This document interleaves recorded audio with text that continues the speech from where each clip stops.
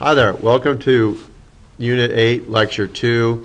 This unit is World War II. Our topic for today is going to be the United States response when World War II broke out in Europe. Just like World War I, the United States tried and hoped to remain neutral.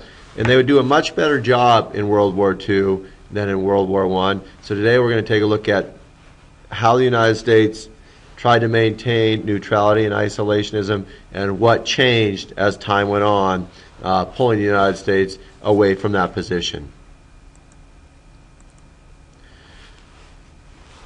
Prior to World War I, or when World War I broke out, Woodrow Wilson had maintained U.S. neutrality, but the United States, in fact, really wasn't neutral. They were trading with both the Allied and Central powers, and more so the Allied powers. But when this incident broke out, things would be different. They took a series of actions in the Neutrality Acts of 1935, 1936, and 1937, which aimed at fixing the problems that eventually led the United States into entering World War I. First of all, the United States stated that it would not sell arms, loans, or give credit to belligerent nations, nations at war, or nations that were aggressively attacking other nations. Secondly, and this was in direct response to the sinking of the Lusitania, the United States forbid its citizens from traveling on vessels of nations at war. They did not want another incident like the Lusitania, which was sunk by a German sub, killing 128 Americans. They didn't want that to happen again.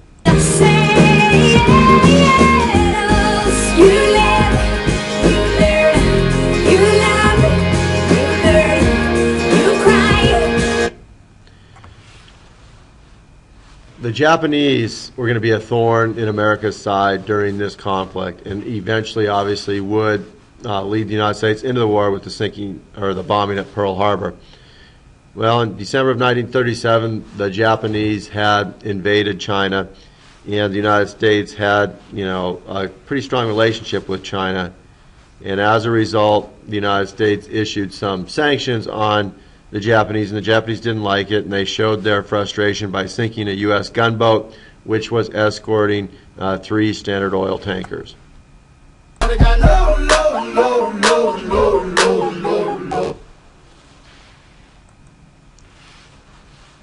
Following the Neutrality Acts of 1935, 36, and 37 came the Neutrality Act of 1939. By this time, Hitler and Mussolini were making significant progress in Europe, and so FDR realized that it might be necessary for the United States to get involved, and so they again learned from mistakes in the past. As a result of World War I, the United States had become the largest creditor nation, loaned out, $16 billion in loans and sales to the Allied powers, and most of that was not repaid. And secondly, the problem is that U.S. ships transporting these goods were being targeted by German subs. And so FDR said, all right, we will supply you these things under 2 conditions. Number 1, you pay cash at the time that you come and get them. And secondly, you transport them. We are not using our ships to transport the goods.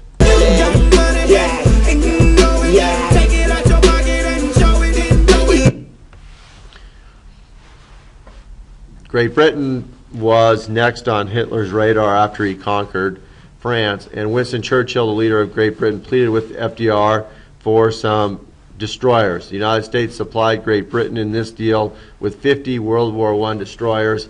In return, the British provided the United States with the land and sites for 8 defensive base sites that the United States would build, all from Nova Scotia all the way around the globe.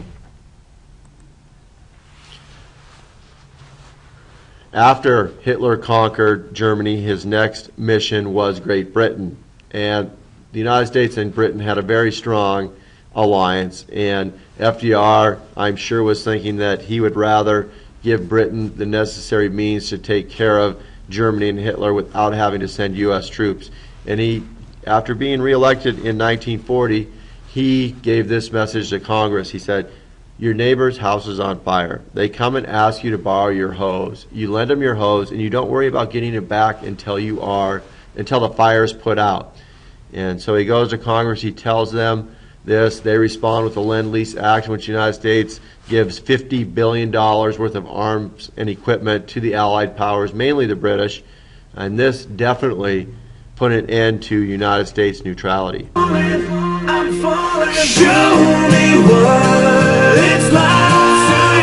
The last one standing. Teach me wrong from right. And I'll show you what I can be. And say it for me, say it to me.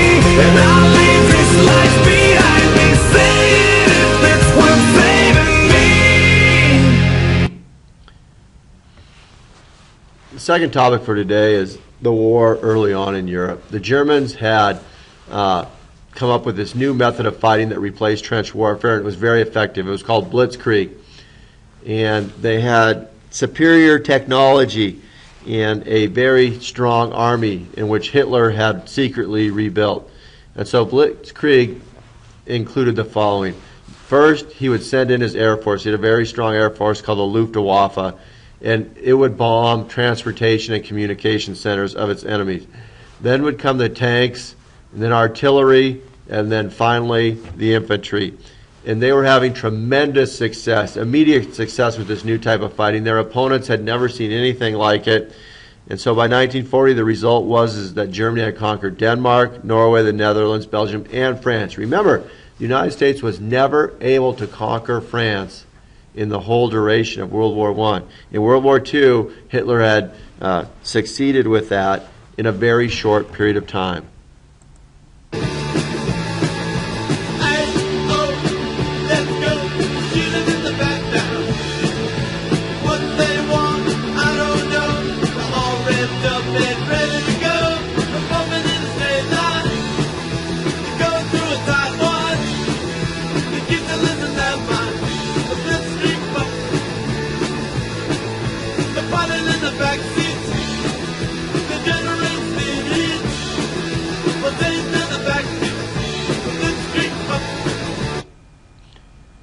Here are some of the tanks and new transportation vehicles that they had.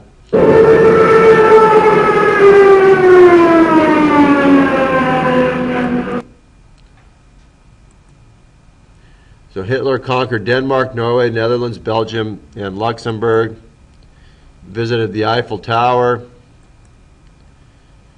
But Hitler's next mission would be a little bit more challenging, and that would be Great Britain. And the reason why was geographically, now there was going to be some water in the way of the English Channel, and so he's going to have to face that obstacle, which would prove, quite more difficult. The next battle was the Battle of Britain, and it was a significant battle in World War II. The Germans and Hitler bombed major British cities mercilessly for an extended period of time.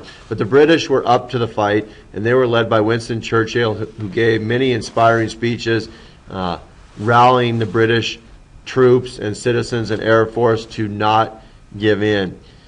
And so as time went on, Hitler had never experienced this, an enemy that was fighting back, defending itself. And that was difficult for him.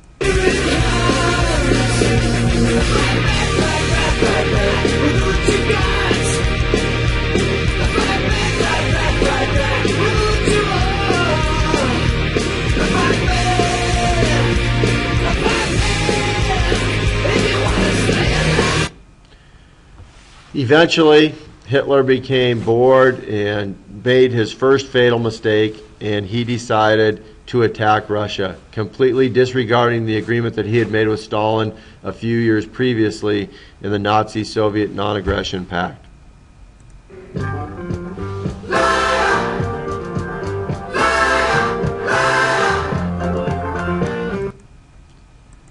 And that concludes Lecture 2 of Unit 8. In our next lecture, we'll take a look at Pearl Harbor, America getting involved in the war, and how it impacted America at home.